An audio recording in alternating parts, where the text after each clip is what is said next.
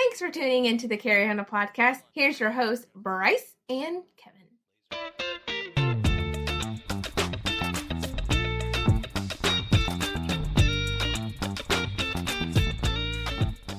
Welcome back to the Carry Handle podcast. My name's Bryce, and with me as always is Kevin, but there might be a twist to this particular episode. What is it, Kevin? You're in my house. I am in his house. I found him. I tracked him down. I don't know how you did it. I did it. I did the thing. Anyway, what are we talking about today, Bryce? So we've been talking on and off about AKs for a little bit, or for a while now. And I have an AK. Kevin has an AK, but we haven't had our AKs together. They haven't held hands. They haven't looked in each other's eyes dreamily. And now we've given them that opportunity. We're touching each other's AKs. We're touching each other's guns. We're tip to tip. Tip to tip, butt to butt. Butt to butt. So we're going to talk about the differences between our AKs because our rifles are not the same. They're different patterns, but I mean... Similar. Yeah. But different mindsets behind the rifle setup, I think. Yeah, so we have each other's guns. He's got mine, I've got his, and we're holding each other hostage until a point where we come to an agreement on our opinions on our guns. We may never come to an agreement, and this may be the last recording we ever do. All right, so I have my gun. My gun is a AK-104 pattern gun. It's a shorter barrel, but it has a longer pinned booster on it, so it's pinned at 16 inches. Kevin is finagling and fondling my gun. Stroking it sensually. That's aggressive. Kevin's gun is as I want. Kevin's is a triangle folder AK-103 with the standard break on the end, and he effectively has left it not stock, but it's not mine. Mine has a railed top cover. It has an extended charging handle. It has yours is very operator-esque mindset. Mine's more like I picked it up. I'm a farmer. I have a gun. Cool. So our philosophy with ARs is kind of what drove my philosophy with the AK. It has a light and it has a red dot. That's how good. I set my gun up. Kevin has his with iron sights, and basically, if you saw a Somali pirate with an AK-103, my AK is not as rusty as the Somali pirates. It's close, but it's not there yet. We should talk about the stock. Hey, don't you talk about my wonderfully put together stock. So Kevin's is a Riley Defense AK-103, and mine is a Palmetto State Armory 104. It's a new manufacture date, so I don't know if that means anything, but I feel like they made a couple of improvements over the time. Question, Bryce, who asked me to buy that Riley Defense AK back in the day? Who begged me and talked me into it? I don't know. Is he sitting behind me looking at the back of my head? I don't know. That's a good question. I don't know who would talk you into that. That's a great question, Kevin. Maybe some jackass sitting on a bar stool sitting right behind me in my own apartment. It was a bad call. I'm sorry. All right, we're talking. Hold on. Back up. We got it here first, and we're not going to edit that out. He said it was a bad call. Thank God.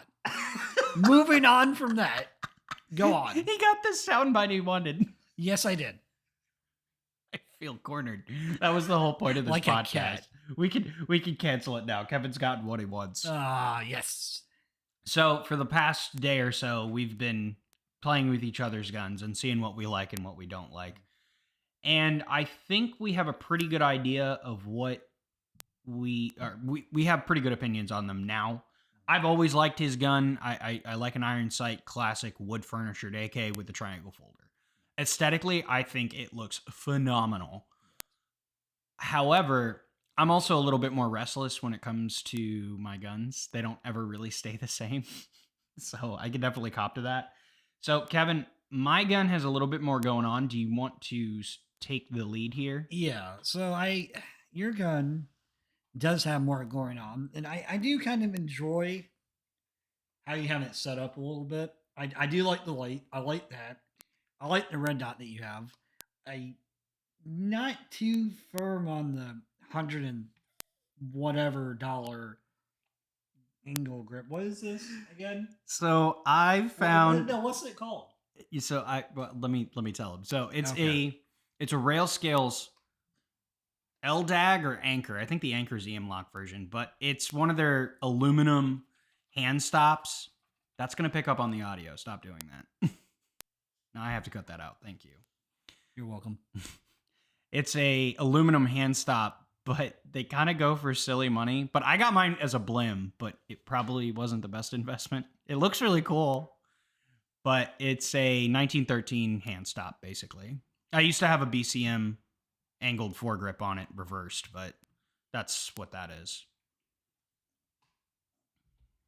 Yeah, I mean, I have an angle foregrip on my AR, and I really enjoy it. So I'm not too in the ergonomics on that, but everything else, it's more. How do I put this? It's like a rifle you would pick up and you would use. It's You more carry- busy for sure. It's busy. You can carry it. You can use it. You have a sight. You have a light. You have all the things that we talk about that you want on a rifle.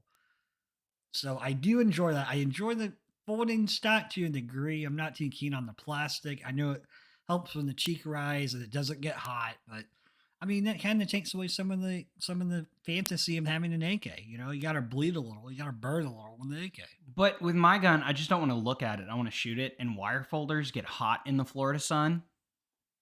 It's part of owning an AK. You give it pain, and it gives you pain back. You must sacrifice your blood to the Yes. rifle. We both have blood on my rifle. I know that Yeah, that's I've burnt fair. my fingers a couple of times on mine. So with mine, I also have a Palmetto State Armory lower handguard. It's a basically copy of the Zenitco handguard. I didn't use the top cover because I hated it, so I didn't use it. It has the standard plum top handguard. It doesn't have a heat shield. It's just polymer.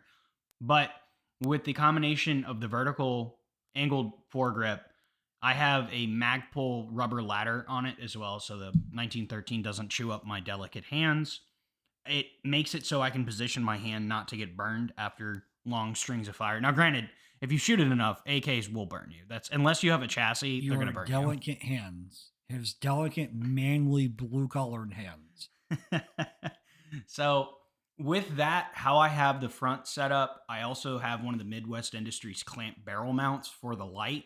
So it pushes the light forward so I can activate it with my finger or with my thumb, and I don't ND the light because light NDs are not cool. I do enjoy that because that's kind of how I have my AR set up, where I can activate my light with my thumb. So I have an Arasaka with a Malkov E2HT or E2XT or I don't something. Arasaka. E2XHT. I don't know. I don't remember what. It's a Malkov head with their momentary only tail cap.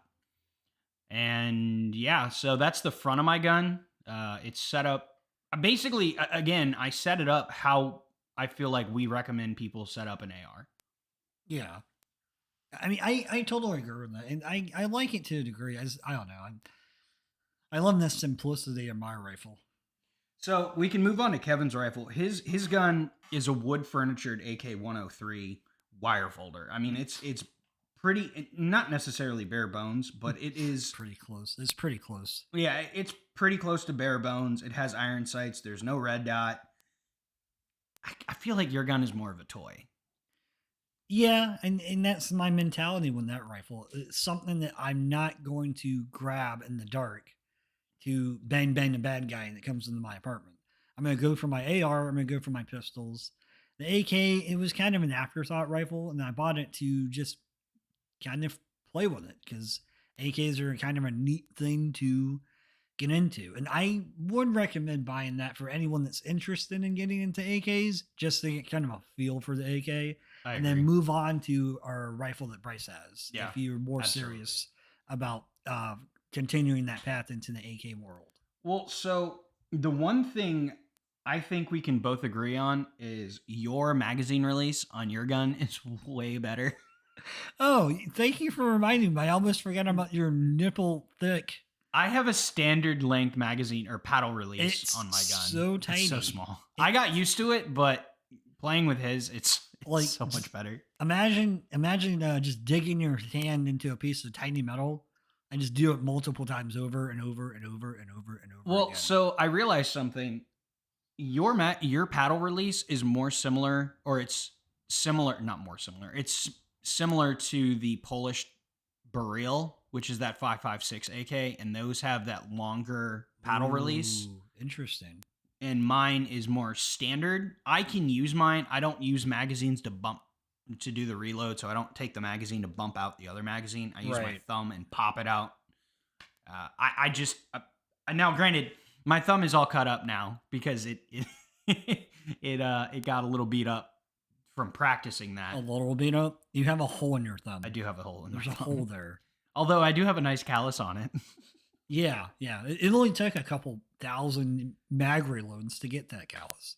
Well, the other thing with my guns is I want to say almost every one of the guns that I use pretty frequently, they all have lights and they all have slings and they all have optics.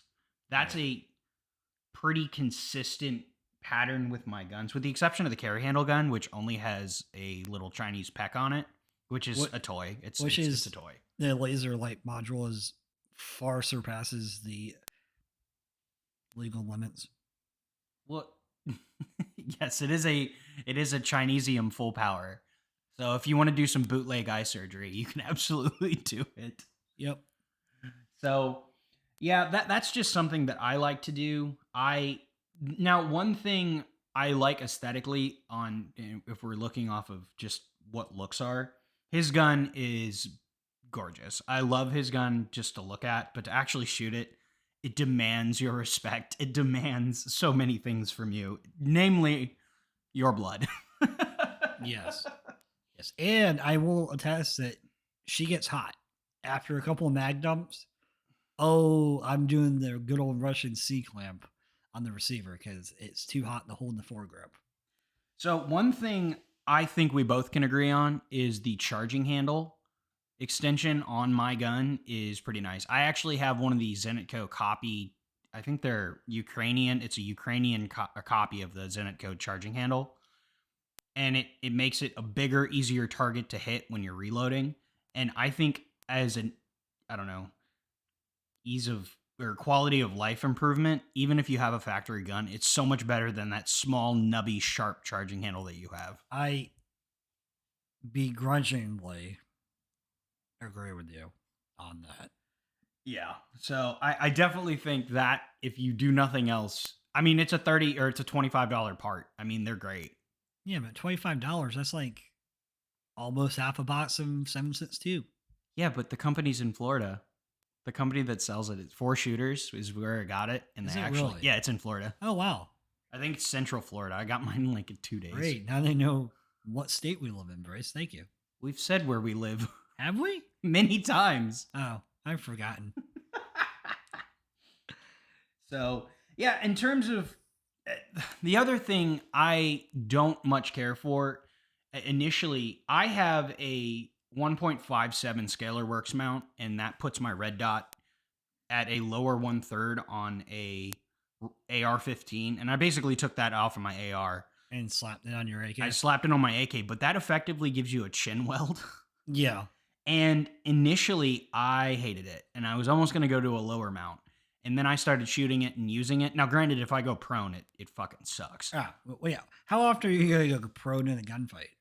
Well, I don't want to get into that necessarily, but philosophy of a rifleman. But what I will say is I went from hating it to loving it, and then grabbing a 193 riser on my AR to effectively mount or match the chin weld that I have on my AK to my AR. Because I like it. It's a natural heads up. And I don't really like mashing my face on a gun to get a sight picture, which you have to do with Kevin's irons. And that demands the blood. That stupid metal wire or metal triangle folder. You have to mash your face on. Sizzles you. I don't much care for it. Black metal in the Florida sun is a bitch. Yes, it is. The other thing I would say is my gun is a little bit more forgiving with different kinds of magazines. Yeah. Well, you know what? I just thought of something interesting. When the shell ejection pattern, yours, you've said, is a little softer compared to my beautiful, beautiful stratosphere tossing cases.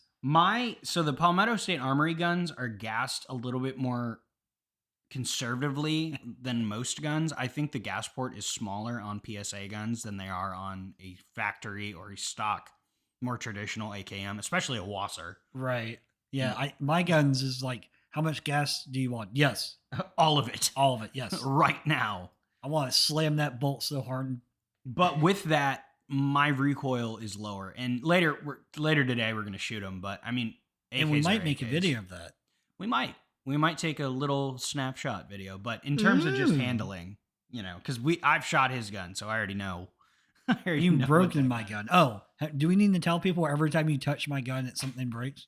I didn't break. What's the last thing you broke on my gun, Bryce? I didn't break it. What's the last thing you broke? The trigger, the wire spring for the trigger, so that for your trigger reset, it popped one of the arms, so it wouldn't reset. Coincidentally, after who was touching it? The safety has nothing to do with the trigger. Oh God, let's not even get into you taking my safety off. Every time he comes over, I have to watch all my guns, co-witness everything, and just because he fucks with them. The one thing I think Kevin should get if he does nothing else is a sling. I have been looking into surplus AKA slings, yes. Or just get the Vickers sling with that wire adapter. Or just get the Vickers sling with the wire adapter. Or I can get an AK sling with a bayonet. Go full Slavic. You're gonna put a bayonet on your sling? Yeah. So every time you sling it, you cut your jugular? Yes. Yes. Yes. Just double down. I bleed on it. That's the lube. Tripling down. That's great. But yeah, so we have completely different similar guns and our philosophy of use. Now, I must cap this off. My AK was more, I wanted an AK, but I also wanted a 30 cal that I could take with me on the road. That's and fair. A folding stock gun is way easier to move around in a truck than a 16-inch carbine or AR-15. It's a little annoying. It's a little over cumbersome. So that was definitely a factor. I can fold it up and just put it in the passenger seat. Yeah. Yeah. But in terms of that, that's pretty much the thought I have so far with our guns. What do you think? I think that's pretty good. I talked about yours, talked about mine. You're caressing mine behind me without my knowledge. With your banana mag. I hear that rubbing. It's okay. It's vigorous. Oh, God. But thank you so much for tuning in, guys. This has been a short barrel, just us talking because it's kind of a special occasion. Yeah. And so thank you so much for tuning in. Be sure to like and subscribe if you're listening on YouTube. I was about to say Facebook. Find us on Facebook and like us and listen to us on Spotify and Instagram. Yes, new. Yes, we have an Instagram. Go ahead and look us up. It's literally one word, The Carry Handle Podcast. All one word. We're on Instagram. Very simple. I post some pictures. It's a good time. So, yeah. All right. Have a good one, guys. Adios.